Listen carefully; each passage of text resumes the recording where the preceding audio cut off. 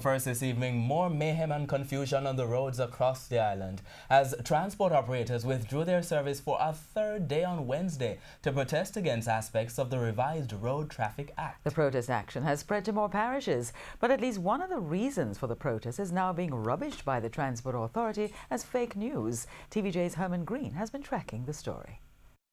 Taxis parked, irate operators and stranded commuters. The image now in several parishes as owners and operators continue their protest over aspects of the road traffic bill. One of the main grouses is a $75,000 fine they say they face if they are caught operating without a public transport badge. However, TVJ News read through the bill and did not see that fine mentioned anywhere. We asked today's protesters about the claim. Sir, we have information on our phone. From who? We can show you the information from person who go to court and judge fine them $55,000. He pointed to this image which has been circulating on social media. The Jamaica Association of Transport Owners and Operators, JATU, also forwarded this image to us in defense of the claim.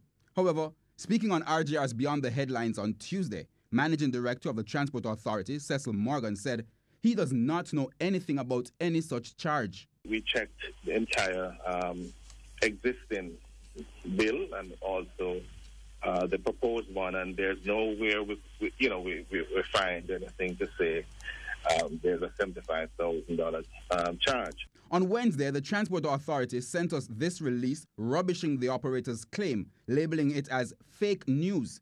It further stated that the current practice in the traffic courts is for the maximum fine levied for badge infractions to be $5,000.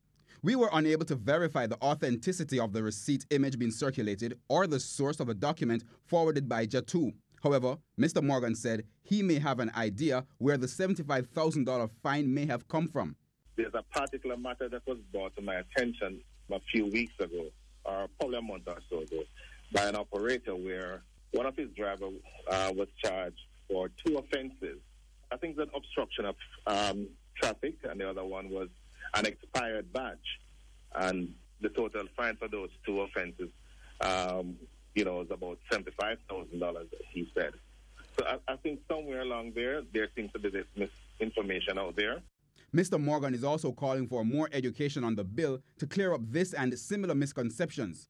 The new amendments to the Road Traffic Act will be debated in the Senate on Friday. The JATU president says he will be taking a letter to the Senate calling for their issues to be addressed at that level.